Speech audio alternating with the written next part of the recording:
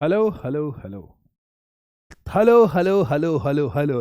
तो हेलो बच्चों, स्वागत है आप सभी का एक बार फिर से फिजिक्स वाला के इस रॉकिंग से प्लेटफॉर्म पर, जहां पर मैं हूं आकाश आकाश श्रवण, आप सभी का फिजिक्स टीचर, आप सभी का फिजिक्स बडी, आप सभी का फिजिक्स मैटर। आज हम जो बात करने वाले हैं ना बच्चे, वो बात एक तरह से देखी जाए तो बहुत ज़्यादा इंपॉर्टेंट है। क्या होता है, ये जो वक्त है ना बेटा, ये जो वक्त है हमारा फरवरी मार्च का, ये एग्जाम्स का त्यौहार होता है। और इस एग्जाम्स के त्यौहार में हम पढ़कर पूरी तैयारियां करते हैं। मतलब वो पल होता है जिस पल के लिए हम साल के 11 महीने इंतजार करते हैं। साल के 11 महीने हम तैयारी करते हैं इस एग्जाम्स के त्यौहार की। और जब ये एग्जाम का त्यौहार आता है ना, तो इस एग्जाम के त्यौहार में हम डर की वजह से परेशान रहते हैं। हम यार इतना पढ़ चुके होते हैं, 9 महीना, 10 महीना, 11 महीना, कि जब ये एग्जाम 12 मंथ जब आता है हमारे एग्जाम का, तो हमें ऐसा लगता है कि हमने कुछ भी नहीं पढ़ा। ऐसा लगता है कि हमने सब कुछ पढ़ लिया लेकिन हमें आता कुछ भी नहीं है। ये जो डर है ना, ये जो भय है ना, ये जो दिक्कत है ना, इस दिक्कत, इस भय, इस परेशानी को दूर करने की एक छोटी सी कोशिश आज मैं आपके लिए लेकर आया हूं। आज बच्चे मैं आपसे बात करने वाला हूं क्लास 12th फिजिक्स में आप किस तरह से कोशिश कर सकते हो 90% लाने की। ठीक है, बिल्कुल मुश्किल नहीं है, बिल्कुल मुश्किल नहीं है, बिल्कुल मुश्किल नहीं है।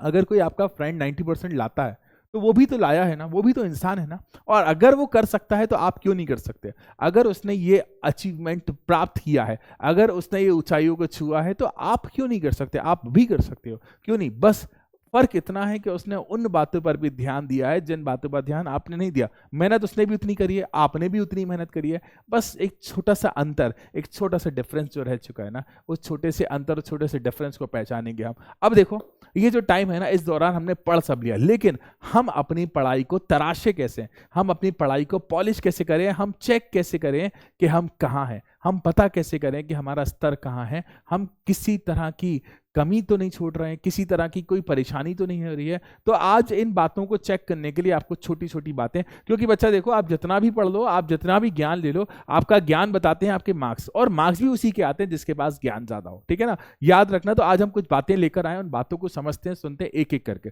अब बच्चा, 12th फिजिक्स एक बहुत बड़ा माइलस्टोन होता है, एक बहुत बड़ा शिखर होता है जीवन का। ठीक है ना, 12th फिजिक्स लगती सबको प्यारी है, लगती मतलब आप जब पढ़ने बैठते हो ना, तो खो जाते हो कि क्लास में इतना मजा आता होगा, आपको इतना मजा आता होगा, आप भी कहते हो कि क्या तो फिजिक्स है यार, क्या तो टॉपिक है, क्या तो सब्जेक्ट है। लेकिन दिक्कत तब आती है जब हम उसे सॉल्व करने बैठते हैं। मैंने देखा है काफी बच्चे जब इसे सॉल्व करने बैठते हैं ना, तो परेशान होते हैं, है ना।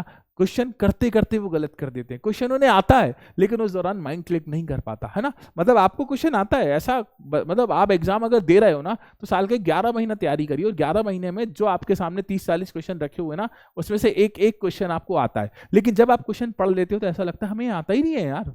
तो अब इस डर को दूर करने के लिए हम क्या करें? तो इस डर को दूर करने के लिए हम अपने खुद के लिए लेंगे, क्या करेंगे बच्चे?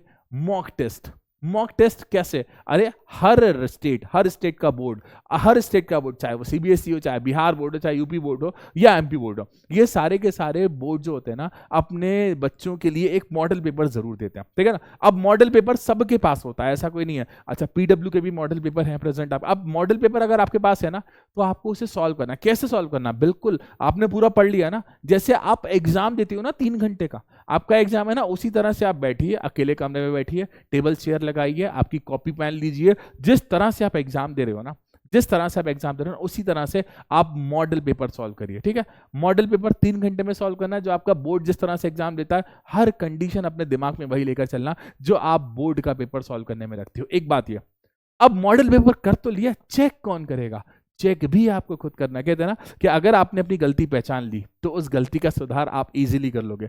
तो आपको आपकी गलती पहचानना है, आपको आपकी गलती ढूंढना है, आपको आपकी गलती पहचानना है, आपको आपकी गलती ढूंढना है और उसमें सुधार करना है। क्योंकि गलती करने के 1000 मौके यहां पर मिल रहा है, लेकिन वहां पर आपको एक भी मौका नहीं मिलेगा। एग्जाम हॉल में आपको एक भी मौका नहीं मिलेगा, क्योंकि एक गलती आपके उस मौके को दूर कर सकती है, आपकी उस सुविधा को दुविधा में बदल सकती है। तो बच्चा, आपको मॉडल पेपर सॉल्व करना है, मॉडल पेपर सॉल्व करना है, मॉडल पेपर सॉल्व करना है। दूसरी बात, ठीक है, आपको अच्छी तरह से लिखना है, साफ सुथरी राइटिंग में लिखना है, और अपनी गलतियों को पहचान कर गलतियों में सुधार करना है। अब हम बढ़ते हैं एक बहुत इंपॉर्टेंट बात की तरफ। कई बच्चे एक परेशानी को लेकर बैठते हैं, एमसीक्यू, मल्टीपल चॉइस क्वेश्चन। क्या होता है ना, कोई एक क्वेश्चन आता है, उसके चारों ऑप्शन सही लगते हैं।